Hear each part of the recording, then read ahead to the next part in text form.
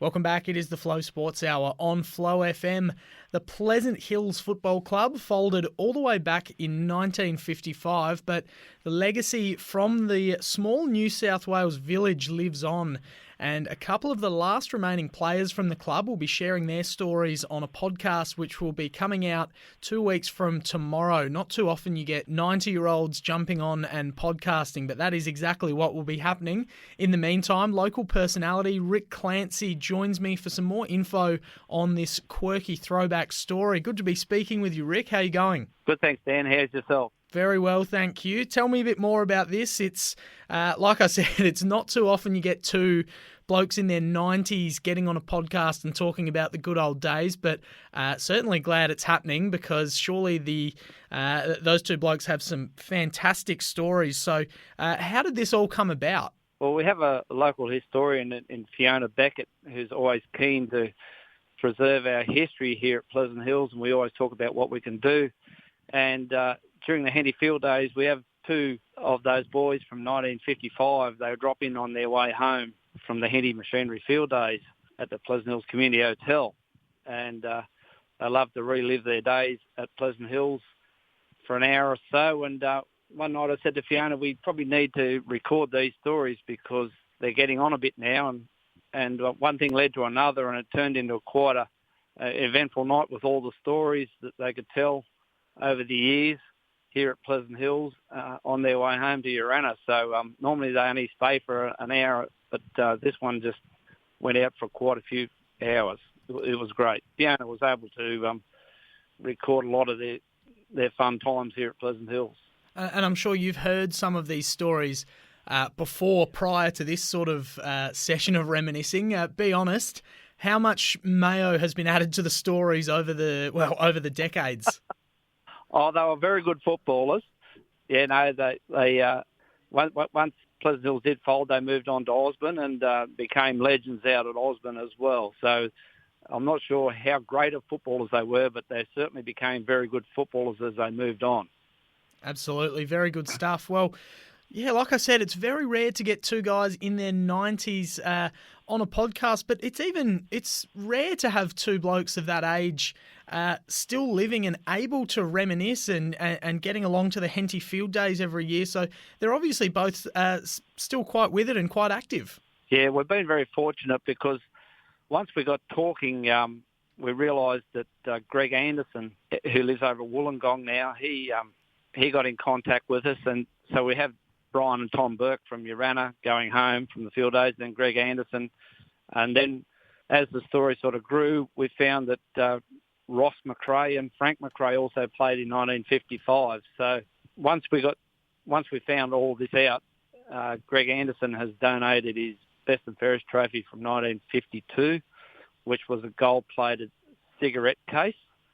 And Brian Burke has also donated his runner-up trophy from 1952 as well, which was a silver tray.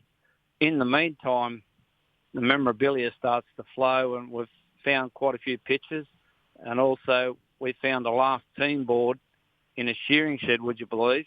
It's been there for 69 years, from 1953. So we've had that restored, and that will also be unveiled when we have our podcast day on the 27th of March. It's just unbelievable. You never know where pieces of memorabilia like that are going to turn up, and it may not be an AFL team or the Australian cricket team, but obviously this is memorabilia that mean a lot to a lot of people in and around the village of Pleasant Hills. So it's just great stuff, and it really goes to show how the times have changed, doesn't it? Back in the 50s, it was a gold ashtray and a cigarette case, or I think you said a gold cigarette case and a silver ashtray. I don't think you'd be seeing anyone winning anything to do with smoking cigarettes nowadays from a footy club. No, and for Greg Anderson, he's enormously proud of it. I'm sure he wants it displayed in Pleasant Hills just to show people what an award was like in his time. But the team board, you know, the family that had that was out at Keith McRae's, just north of Pleasant Hills, and he took it home in 1953 because they did go into recess in 54 and then reformed for 1955. But he took that team board home and he turned it around and he just used it as a tally board in his shearing shed for all those years. So to have that little bit of a treasure has been quite remarkable, and the family are quite proud of it. So to be able to have that, that's been great. Yeah, it's a very good find, and it's great that they've kept it for all these decades and kept it in good nick as well. What stories can you give us a little preview of in the meantime? I know the podcast is coming in 15 days and we don't want to give it all away, but yeah, is there anything that you can tease that the former players might be discussing on the podcast? They talked a lot about Les Clancy, who was a great footballer. He won 2 league best and fairest and 4 club best and fairest here at Pleasant Hills. He also went down to St Kilda and had a run, but he tore a thigh muscle and came home. So they were blacksmiths here in Pleasant Hills. A lot of the stories revolve around some of Pleasant Hills' supporters, one namely being Vera Anderson, who was quite vocal. Her husband was the president, and that was quite entertaining watching Lindsay and Vera talk to each other about football, which was Greg Anderson's parents. So there's lots of stories about them, but also I think the biggest thing was going to football on away matches was just a truck with a stock crate with a tarp put on it and chaff bags for the seats. Their longest trips were out to Borey Creek, and the stories always seem to grow about with the 6 o'clock swill, so it'll be straight after footy down to Borey Creek, then back into Lockhart and try and get home. So there's lots of those stories. And also getting up to the Rock was another team in the competition, and Yurong Creek. So, but in between there's a lot of teams that didn't have a town or a village, so they were quite social, those road trips. Probably one of the other stories of the Pleasant Hills Football Club was the ground is on a slope. So don't worry about kicking with the wind. If you won the toss, just kick down the slope. That was the golden rule. If you won the toss at Pleasant Hills, just kick down the slope. Yeah, great stuff. And it's so remarkable. The club folded in 1955, and here we are nearly 70 years later, still talking about them and keeping the memory alive, which really, really fascinates me. And it's great that they'll be able to share more memories on this podcast. Can you give us some more details about the night that the podcast will sort of be unveiled? There is a night where this will be aired and all the locals can tune in and all listen together? Yes, it'll be a daytime function. It'll be on Wednesday, the 27th of March at 11 o'clock at the Pleasant Hills Community Hotel. The podcast has been made by Robbie McKinlay, who is a bit of a local sporting legend from Holbrook himself. And we'll have Phil Buffler, the Hume League president and executive of Dalton Wagner, and Peter Morris, Brendan Ianson will be there as well. We'll have Luke Olsen and Troy Mavridis from Riverina AFL in Wagga. They're coming down as well. And then also the local mayor, Greg Verdon, who is also on the New South Wales history part of AFL. So he's the mayor of the Lockhart Shire, so he'll be there as well. And Peter Sharp, our local councillor, he's going to be the MC for the function. So it should be a really good time to catch up and talk about the old times at Pleasant Hills. And then we'll have a light luncheon, which is free, and that'll be on afterwards. So the function starts at 11 a.m. and local character Richard Smith will be running the bar. So there'll be full bar facilities available for anybody that want to stop and socialise for the afternoon. Going to be a big day indeed, and yes. Lots of local sporting people obviously getting into the village to celebrate and to enjoy a bit of history, which is just fantastic stuff. And the Pleasant Hills Footy Club is no more, but you've mentioned Holbrook and Henty and Osborne and some other nearby towns which I know have quite prominent footy and netball and cricket teams, and we cover them here on Flow FM. But what else is happening in the world of sport right there in Pleasant Hills? Here at Pleasant Hills, well, the local tennis club played in the preliminary final last weekend. I don't believe they had a very good day. But the tennis club at Pleasant Hills has been very strong for a long time. I think they had 2 grades this year, but there's been very strong over the years with up to 6 grades of tennis. And also the other popular sporting event at Pleasant Hills over the years has been the Horandoig cricket match. That's the Pleasant Hills Mile Run versus the Osborne Mile Run. It's been very, very keenly contested, and there have been many very good cricketers that come out of this game to win the Man of the Match award, which is just an old flag and broken in half with a cricket ball stuck in the middle of it. So it's your name just gets stitched on there and a little bit of sticky tape, and that's it. So it's quite a fun afternoon, that Horandoig Cup match.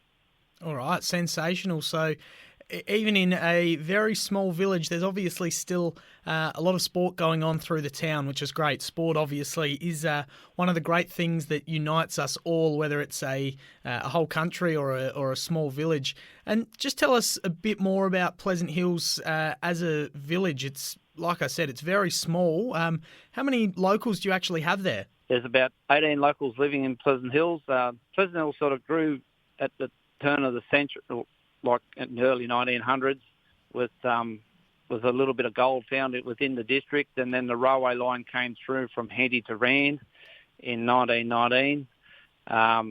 Pleasant Hills won its only premiership in 1920. We had a very strong chaff mill.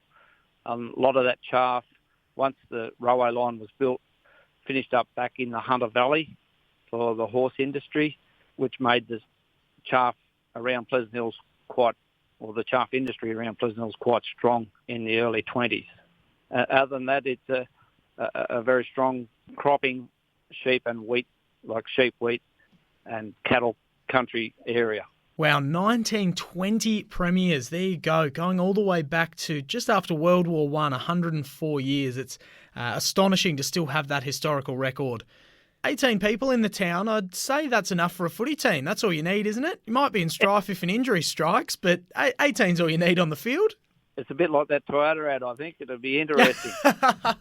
It's exactly like the Toyota ad, you're right.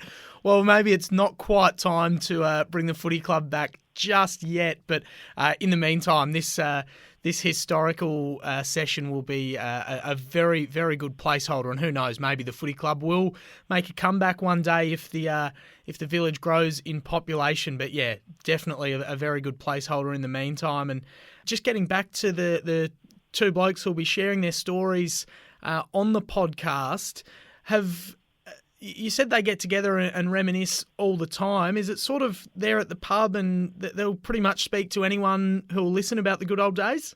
Yes, no. Like there's 5 all up that are still alive, and they're all in good nick, and they'll all be there on the day. So they'll hang around for the day, and they really just want to catch up with all the older people from the district and talk about what happened in their time. And do you have any bearing on what those gentlemen think about modern day footy? Obviously, the game has changed so much. It's changed so much in the last 20 years. I'm not old enough to have any idea what footy was like in the 50s, but yeah, do you know what their thoughts are on that, on how much the game has changed and whether or not they still like watching the footy? They love it, and as far as they're concerned, they would still get a kick without a hassle. And the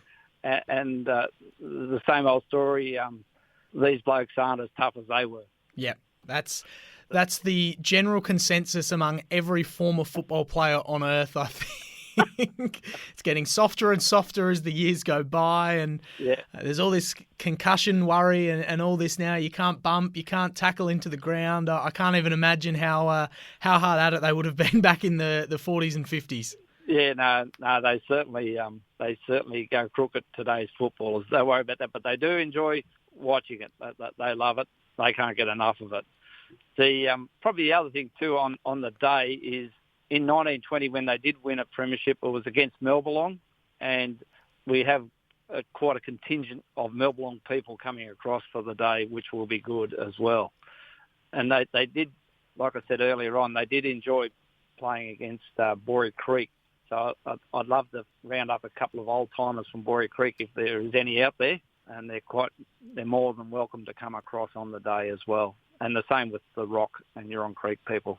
All right, well, there you go. Anyone from Borey Creek tuning in right now, get in touch with me and I'll put you in touch with Rick. You can email me at press@flowfm.com.au, or you can leave a comment or a message on the Flow Sports Facebook page, and I will connect you. Rick, I think we've covered off pretty much everything. Obviously not everything, because the podcast that drops in 15 days will truly cover off on everything. But in the meantime, I think we've covered all the preamble off. So just before you go, can I just get you to repeat the details for anyone who may have missed them earlier, and maybe if there's a Facebook page or a website where everyone can go to learn more? Right, the Facebook page is Pleasant Hills Community Hotel. The podcast, we will release that at 11 o'clock at the Pleasant Hills Community Hotel on Wednesday, the 27th of March. And Robbie McKinlay will open proceedings with releasing the podcast. Afterwards, there will be lunch provided for anybody that's welcome to come, and full bar facilities will be available. So come along and enjoy your afternoon at the Pleasant Hills Community Hotel. Sensational stuff. Rick, thank you very much for coming on and sharing all of those details. It's going to be a fantastic day there at the Pleasant Hills Hotel. And wow, nearly 70 years since the club folded, and there are still stories to be told. It's just an unbelievable job that the historians and the former players have done to put this all together. So it's going to be an awful lot of fun. Thank you very much, and I look forward to chatting to you sometime in the future. Okay, Dan, thanks